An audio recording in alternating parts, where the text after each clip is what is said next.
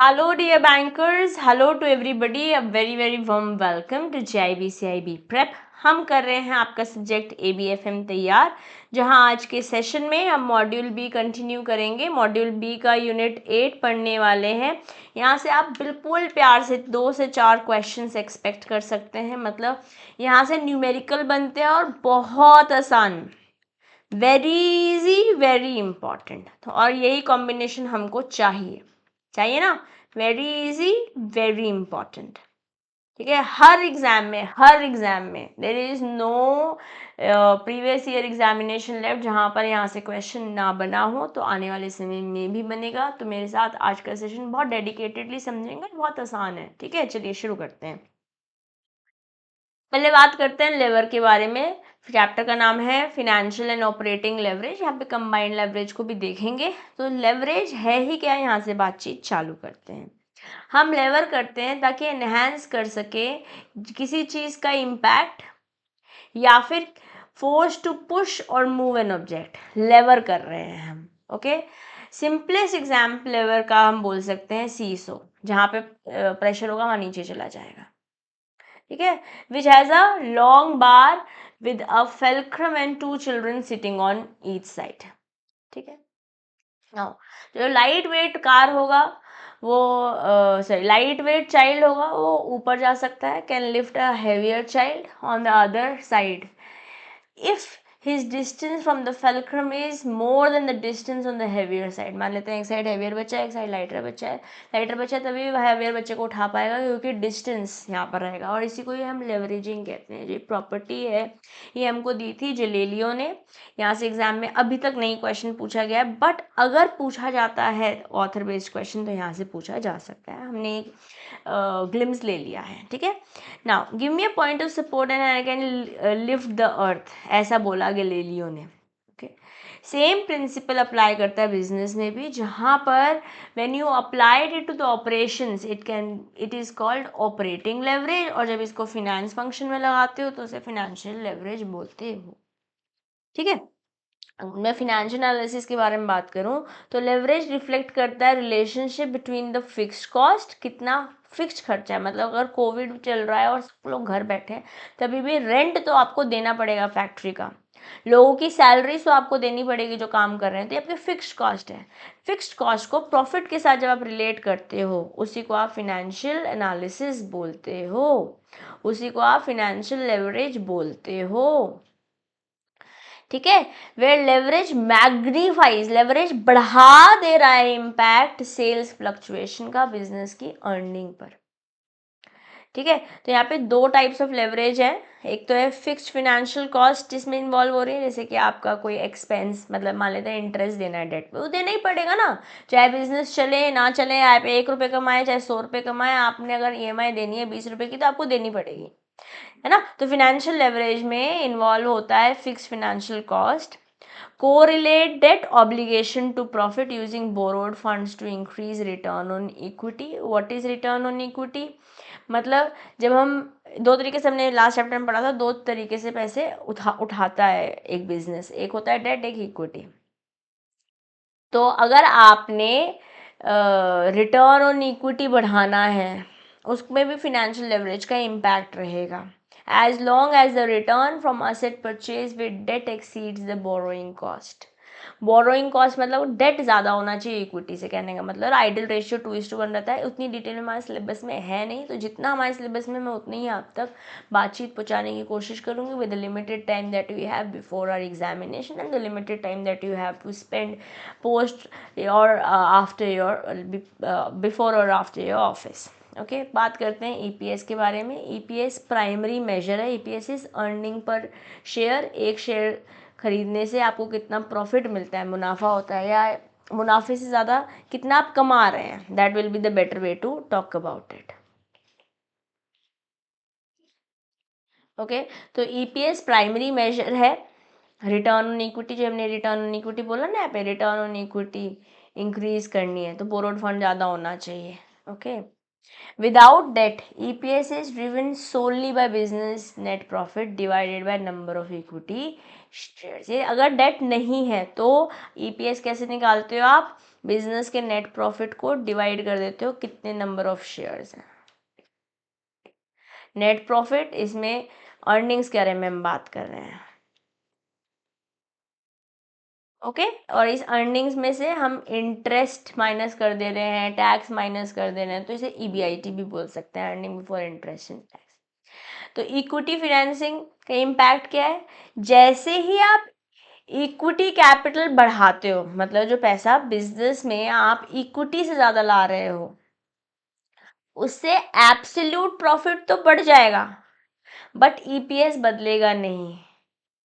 उससे absolute profit तो बढ़ जाएगा बट ईपीएस बदलेगा नहीं, as profits are spread over more shares, जितने ज़्यादा शेयर्स होंगे। तो फाइनेंशियल लेवरेज क्या है? Leverage involves using borrowed funds, बोले तो debt, to enhance EPS without additional equity capital. Earning per share तो बढ़ रही है, ठीक है, बट इक्विटी कैपिटल आप ज़्यादा नहीं बढ़ा रहे हो, मतलब ज़्यादा ओनरशिप नहीं दे रहे हो। ये कब? फिनेंशियल लेवरेज जब आप कर रहे हो, मतलब जब आप डेट को लेवर कर रहे हो, सीसो में आप डेट को बढ़ा रहे हो, तो इक्विटी को ना बढ़ाए भी चीज़ें बैलेंस हो पाएगी। इसे सिंपल तरीके से ऐसे समझ लेते हैं। बोरोड फंड्स यूज करे जाते हैं, जैसे आपने कोई एसेट खरीदना है, which generate value exceeding the cost of debt, मतलब अगर मैंने उधार लिया है 100 रुपये का, तो जो उससे मुझे वैल्यू जनरेट हो रही है वो 110, 120, 150, 200, कुछ सब उससे ज़्यादा हो रही है जितना मेरा खर्चा हो रहा है। तो इससे जो शेयर होल्डर है, जो स्टेक होल्डर है, जिसने बिजनेस में पैसे डाले हैं, उसका अर्निंग पर शेयर बढ़ जाएगा। ऐसे क्वेश्चंस एग्जाम में बहुत नहीं दिखने को मिलते हैं, बट जितने हमारे कंसेप्ट क्लियर होंगे उतना हम काबिल होते हैं ट्रिकी क्वेश्चंस को सॉल्व करने के लिए, ठीक है। एडवांटेज क्या है फिनेंशियल लेवरेज का? इससे ईपीएस तो बढ़ ही रहा है, बिना बिना इक्विटी बढ़ाए शेयर होल्डर का अर्निंग बढ़ रहा है, क्योंकि आपने डेट को लेवर कर दिया है। बोरोड फंड्स लीड करते हैं टू असेट एक्विजिशन, क्योंकि आप असेट खरीद रहे हो। इससे क्या होगा? बिजनेस की वैल्यू बढ़ रही है, क्योंकि आपके बिजनेस में जितना ज़्यादा असेट है उतनी ज़्यादा बिजनेस की वैल्यू बढ़ रही है। तो जो कॉस्ट ऑफ डेट है वो कम हो जा रहा है। एफिशिएंटली आप कैपिटल यूज कर पा रहे हो। ओनर जो है अपने रिटर्न, मतलब डिविडेंड बढ़ा पा रहे हैं, अर्निंग बढ़ा पा रहे हैं बिना ओनरशिप डाइल्यूट करे। शेयर होल्डर ओनर्स ही तो होते हैं ना। एडिशनल इक्विटी नहीं आ रही है बट उसके बावजूद आपके वैल्यू बढ़ती जा रही है बिजनेस में, है ना, अर्निंग पर शेयर बढ़ता जा रहा है। बट जैसे हमने समझाया अभी तक कि हर चीज़ का पॉजिटिव और नेगेटिव दो से एंगल होते हैं, every coin has two side. तो हमने पॉजिटिव तो देख लिया, बट उसी के साथ फिनेंशियल लेवरेज में कुछ कंस्ट्रेंट भी आते हैं। मतलब हमने बोला कि डेट बढ़ा रहे हैं, तो don't you think debt ratio बढ़ जाएगा?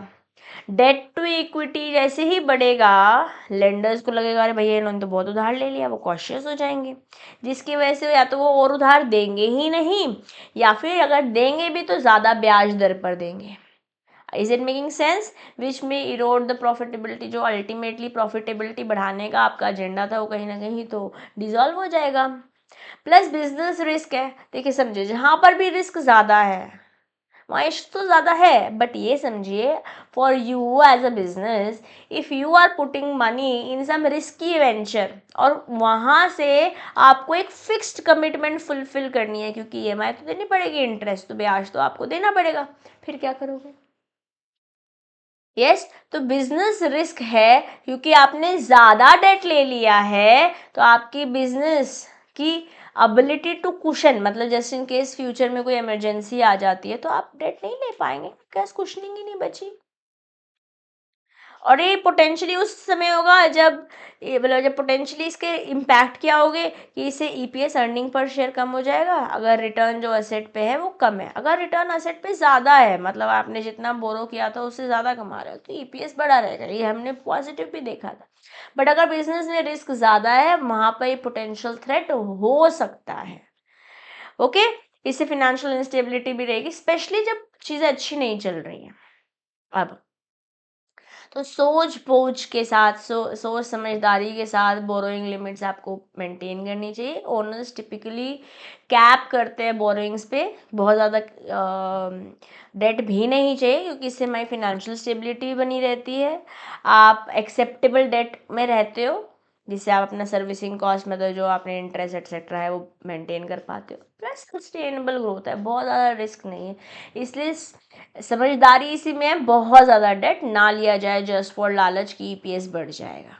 तो मोटी मोटी बात क्या है, फिनेंशियल लेवरेज पावरफुल टूल हो सकता है जिससे शेयर होल्डर का रिटर्न बढ़ पाएगा, बोले तो अर्निंग पर शेयर बढ़ पाएगी, but its benefits are subject to careful management. अगर आपने पोटेंशियली सोच समझ के प्रूडेंस के साथ अपना डेट मैनेज नहीं किया, देख लीजिए आपको क्या नुकसान झेलने पड़ सकते हैं।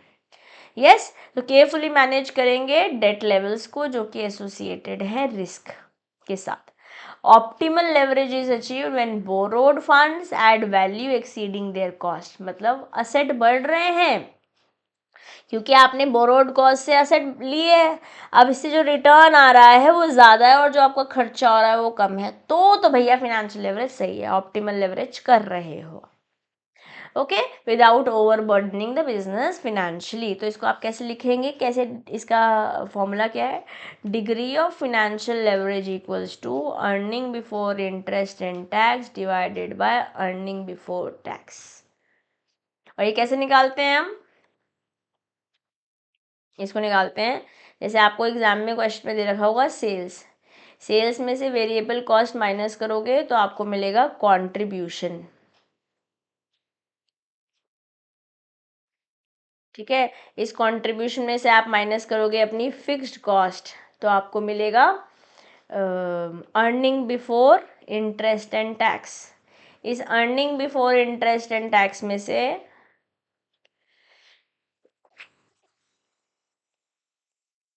आप माइनस कर देंगे इंटरेस्ट,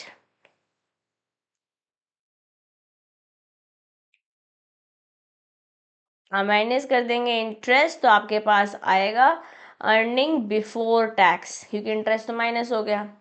अब इसमें से टैक्स भी माइनस कर देंगे तो आपके पास आ जाएगा अर्निंग आफ्टर टैक्स, ठीक है। तो आपसे क्वेश्चन क्या पूछ रहा है, सॉरी फिनेंशियल लेवरेज क्या निकालना है, तो आपको कैसे निकालना है, फिनेंशियल लेवरेज में आपको एक तो ईबीआईटी चाहिए, दूसरा ईबीटी चाहिए।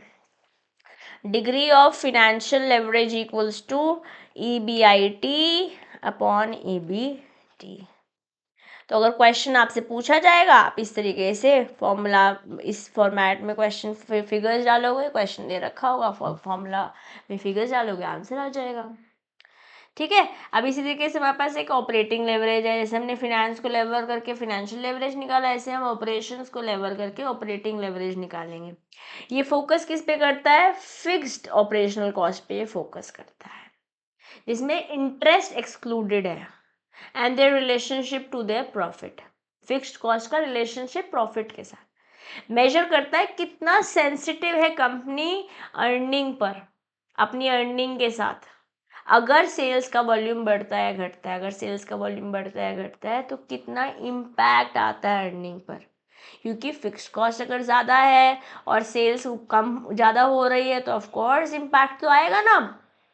जैसे एग्जांपल लेते हैं लो ऑपरेटिंग लेवरेज का, जैसे होलसेलर है, उसने अपना फिक्स्ड कॉस्ट कम कर रखा है तो उसके कंट्रीब्यूशन मार्जिन भी कम हो जाएंगे।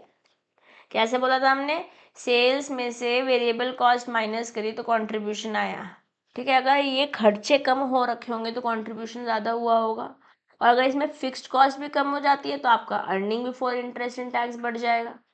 ऊपर वाला जब ज़्यादा होता है और नीचे वाला कम होता है, न्यूमरेटर इन जनरल मैथ्स बोलते हैं, तो अगर ऊपर ज़्यादा ज़्यादा होता है नीचे वाला कम होता है, ऊपर 10 है नीचे 2 है तो ज़्यादा अमाउंट आ रहा है ना, 5 आ रहा है, बट अगर ऊपर 8 है और नीचे 2 है तो ऊपर हमारे पास 4 ही आ रहा है, कम अमाउंट आ रहा है, तो न्यूमरेटर बढ़ जा रहा है अगर हमारा फिक्स्ड कॉस्ट है कम।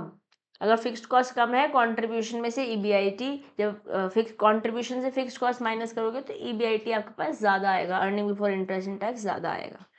Less sensitive to sales volume changes as low fixed cost means, मतलब अगर आपके खर्चे ज़्यादा भी होते हैं तो कोई प्रॉब्लम नहीं होगी क्योंकि आपने अपना फिक्स्ड कॉस्ट कम कर रखा है, earning before interest and tax, contribution की बात कर रही हूँ मैं, ओके।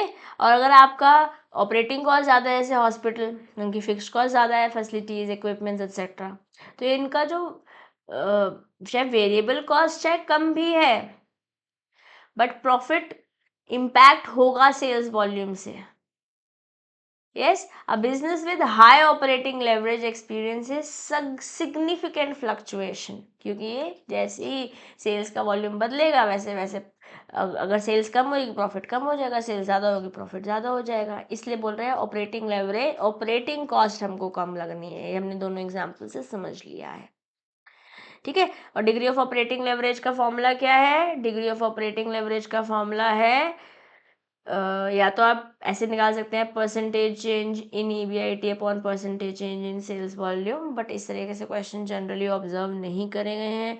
जो एग्जाम में जनरल लेवल पे क्वेश्चंस हमने देखे हैं वो है ये फॉर्मूला, कंट्रीब्यूशन अपॉन ईबीआईटी।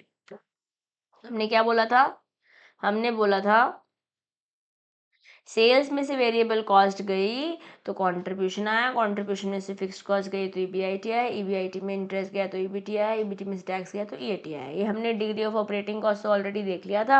अगर मैं डिग्री ऑफ फाइनेंशियल कॉस्ट तो हमने देख लिया था। अगर मैं डिग्री ऑफ ऑपरेटिंग लेवरेज बोलती हूँ तो यह है contribution upon EBIT, contribution upon EBIT. Okay, तो इसको आप कैसे, अगर मैं इसको नंबर्स में डाल देती हूँ तो ये आया 3 डिवाइडेड बाय 4, ये था आपका 1 डिवाइडेड बाय 2, ये आया आपका 3 डिवाइडेड बाय 4।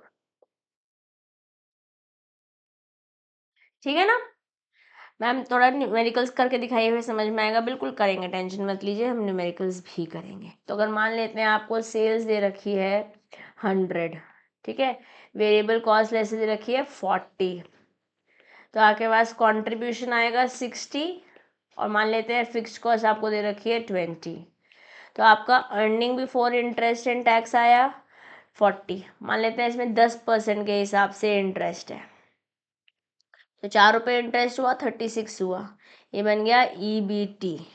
अब इसमें से टैक्स माइनस किया, लेट्स से टैक्स है 30% या 20% ले लेते हैं, जो भी टैक्स है, हम ऐसे मोटा मोटा फिगर ले रही हूँ, कोई भी परसेंटेज है, 60 रुपये मान लेते हैं टैक्स है, तो ये बन गया आपका ईएटी। और अगर आपको निकालना है डिग्री ऑफ फिनेंशियल लेवरेज तो ये है ईबीआईटी अपॉन ईबीटी, और डिग्री ऑफ ऑपरेटिंग लेवरेज निकालना है तो ये बन जाएगा कंट्रीब्यूशन अपॉन ईबीआईटी। ठीक है, तो ये कितना हुआ? ईबीआईटी इज 40, ईबीटी इज 36, तो ये 1 पॉइंट समथिंग आएगा। और ये आया कंट्रीब्यूशन का 60, ईबीआईटी है 40, ये भी 1.5 आए, 1.5 आए समथिंग आएगा।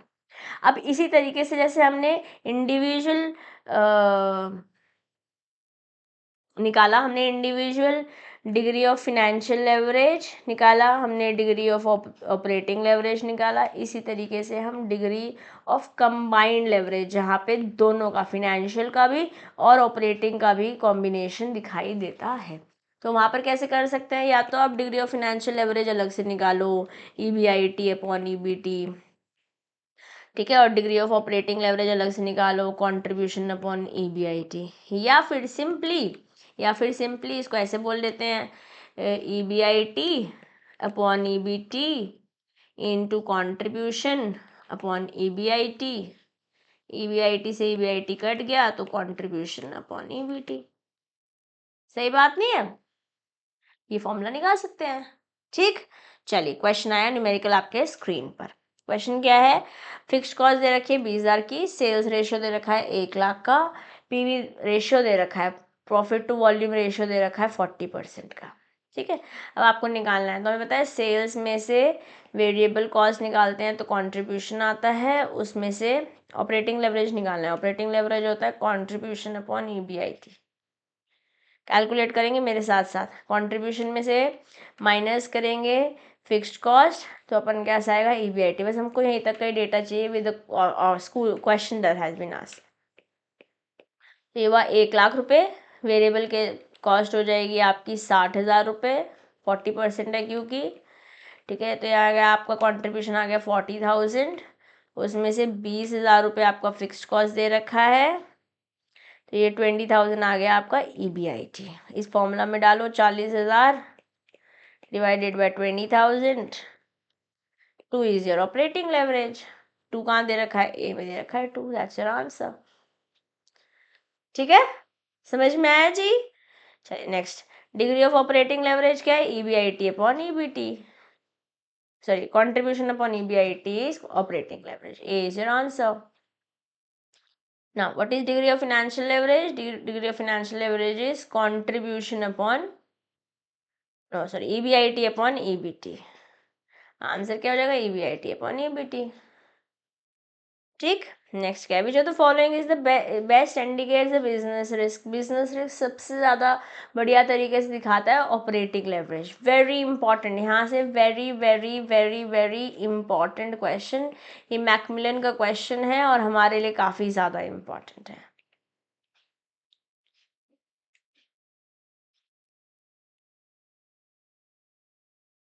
ठीक है ना, वो कंबाइंड लेवरेज निकालना है। कंबाइंड लेवरेज हमने क्या सीखा था, EBIT upon EBT into contribution upon EBIT. ये बोला था ना, ए से कट गया था, तो कंट्रीब्यूशन अपॉन ईबीटी से आप कंबाइंड लेवरेज निकाल देंगे। सेल्स कितना दे रखा है, 20 लाख रुपए। ठीक है, 40% होता है 4 लाख रुपए, नहीं 40% होता है 8 लाख रुपए। वेरिएबल कॉस्ट तो ये बना 12 लाख रुपए। इसमें से फिक्स्ड कॉस्ट दे रखी है 10 लाख की। ओके, तो अपन क्या सका 2 लाख रुपए लिखते चलते हैं। ये हमारा है सेल्स, ये हमारा वेरिएबल कॉस्ट, ये हमारा कंट्रीब्यूशन, ये हमारा फिक्स्ड कॉस्ट, ये हमारा ईबीआईटी। ईबीआईटी में से माइनस करेंगे इंटरेस्ट। इंटरेस्ट कितना दिया हुआ है, 10 लाख एट द रेट 8%। तो 8% 10 लाख का निकालिए, 10 लाख का 8%,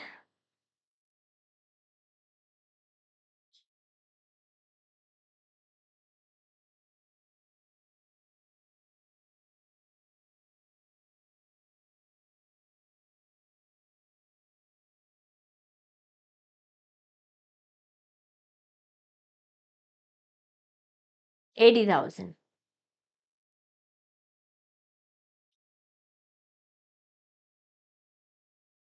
ओके, तो ये कितना हो गया, 1,20,000।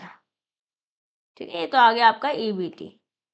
डालिए फॉर्मूला में, फॉर्मूला में डालेंगे, कंट्रीब्यूशन दे रखा है 12 लाख का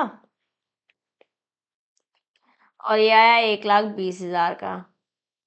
10 times is your answer, 10 times is your answer. ऐसे निकाला ना अपन ने, एकदम simple. Okay, next question,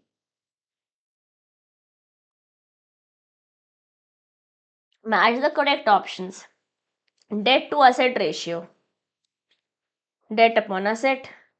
okay, debt to equity ratio, total debt upon total equity. Debt to EBITDA, EBITDA is earnings before interest, depreciation, tax and amortisation. तो depreciation जैसे आप asset पे लगाते हो, एमोटाइजेशन आप लगाते हो इनटेंजिबल असेट पे, जैसे गुडविल है, कोई पैटेंट है, उस पर एमोटाइज करते हो। ठीक है, तो ये टोटल डेट अपॉन EBITDA हो जाएगा। इंटरेस्ट कवरेज रेशियो, ईबीआईटी, ये आपको लर्न करना है, बाकी तो नॉर्मल है। देखो, डेट से असेट में डिवाइड कर रखा है, डेट से इक्विटी डिवाइड कर रखा है, डेट से EBITDA डिवाइड कर रखा है। और मैं आपको बताऊँ, यहाँ से भी एग्जाम में क्वेश्चन पूछे हैं, फॉर्मूलाज वेरी इंपॉर्टेंट है, वेरी इंपॉर्टेंट। मतलब आई रिमेम्बर दिसंबर 2023 अटेम्प्ट में लगभग 8-9 नंबर का पेपर यहाँ से बन रखा था, फॉर्मूला बेस्ड। ठीक है, क्योंकि यहाँ पे भी है और मॉड्यूल सी में भी आपको मिलेंगे। इंटरेस्ट कवरेज रेशियो आपको लर्न करना है। नीचे तो यहाँ पर इंटरेस्ट एक्सपेंस है और ऊपर है ईबीआईटी, और इंडिविजुअली राइट राइट किसके साथ मैच हो रहा है, ए में। ठीक है, चलिए, डिग्री ऑफ फाइनेंशियल लेवरेज हमने बोल दिया था ऑलरेडी, ईबीआईटी अपॉन ईबीटी। ये तो मैं कहीं से दिख रहा ही नहीं है, financial leverage.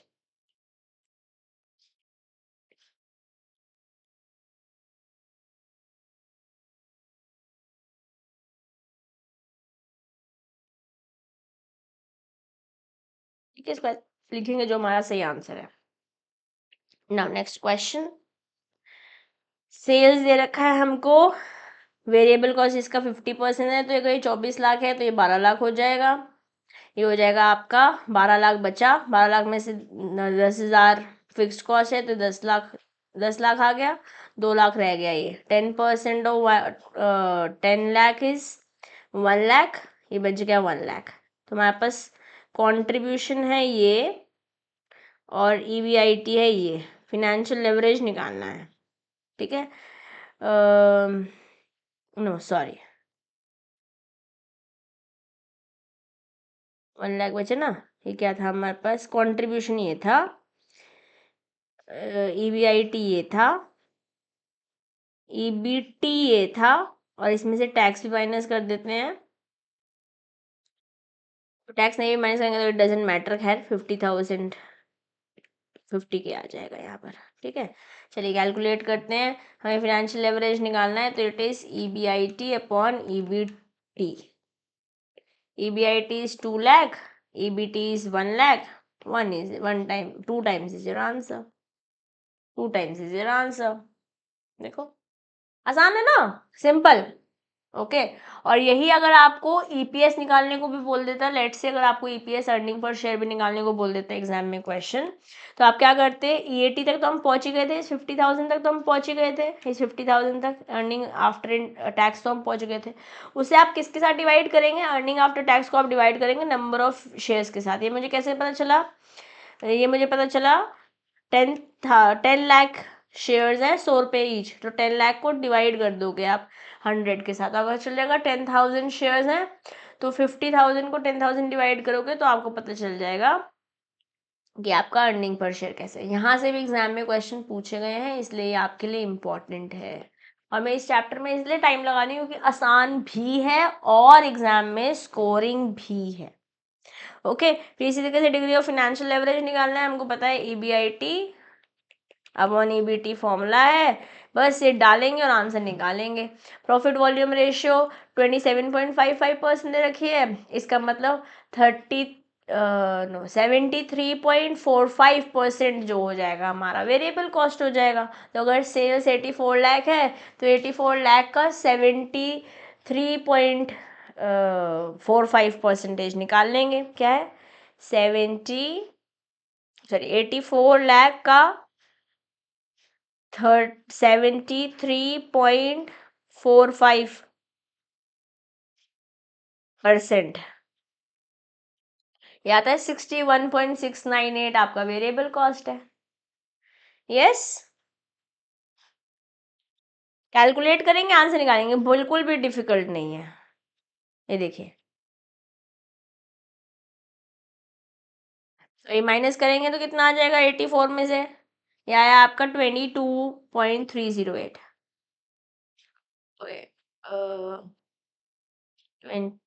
Just a moment, okay, okay, it is 72.45%। तो या फिर आप इसे ऐसे भी कर सकते हैं, PV रेशियो सिंपली कंट्रीब्यूशन जो होता है PV रेशियो इनटू सेल्स है, तो यहाँ पे आप वेरिएबल कॉस्ट भी माइनस नहीं करनी है। सिंपल 84 लाख का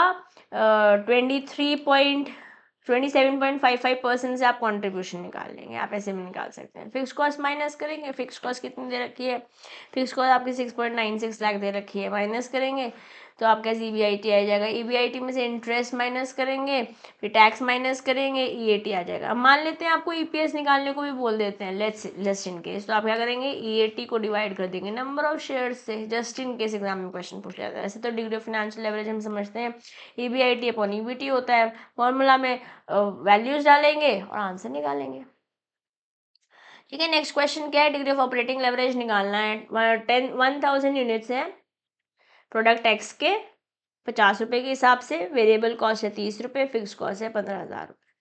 तो 50,000 into 1,000 equals to, sorry 50 into 1,000 equals to 50,000 sale आपकी सेल्स हो जाएगी। वेरिएबल कॉस्ट कितनी हो जाएगी, 30 इंटू 1,000 इक्वल्स टू 30,000।